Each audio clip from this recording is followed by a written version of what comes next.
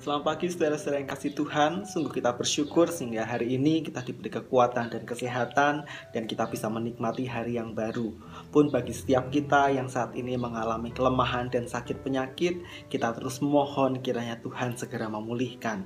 Saudara-saudara yang kasih Tuhan, siapakah di antara kita yang tidak pernah menghadapi pergumulan? Tentunya setiap orang yang masih bernafas di muka bumi ini setiap harinya akan menghadapi pergumulan.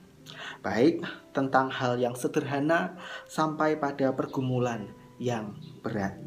Baik pergumulan jasmani sampai pada pergumulan rohani.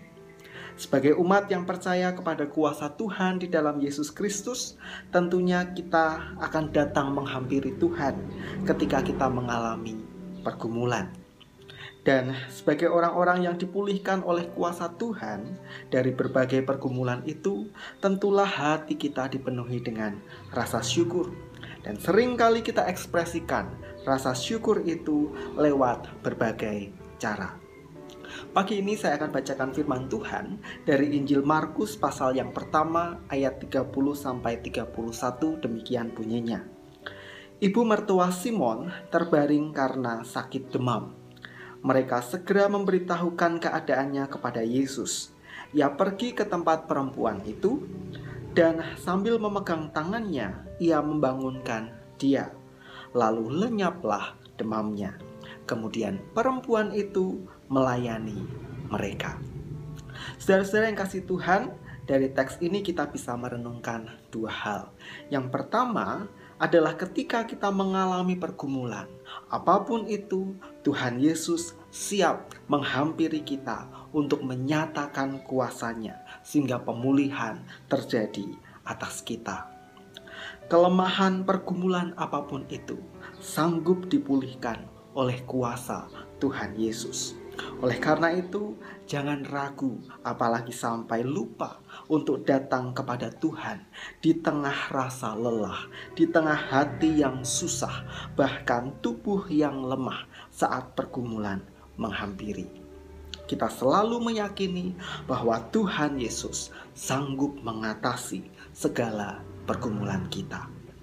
Dan yang kedua, kita belajar ada hal menarik yang diteladankan oleh ibu mertua dari Simon Petrus, yaitu ketika ia dipulihkan dari sakitnya, ia menyambut pemulihan itu dengan sukacita, sehingga ia mengekspresikan sukacita itu dengan melayani Tuhan Yesus dan murid-muridnya.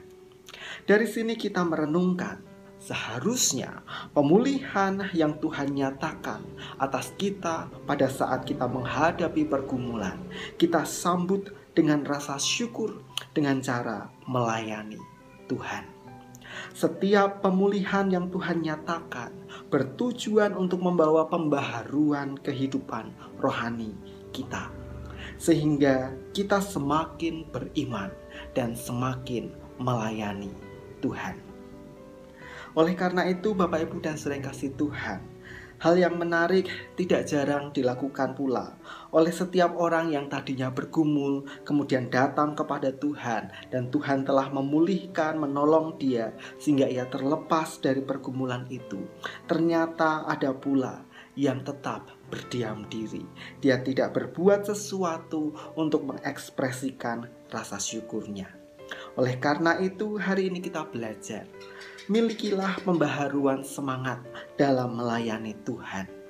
Bagi setiap kita yang pernah mengalami kuasa Tuhan sehingga dipulihkan dari berbagai pergumulan, dan tentunya bagi setiap kita yang bersyukur atas anugerah keselamatan yang diberikan bagi kita melalui karya Tuhan Yesus di kayu salib, maka hari ini kita diingatkan, nyatakanlah rasa syukur itu dengan melayani Tuhan. Mari kita berdoa.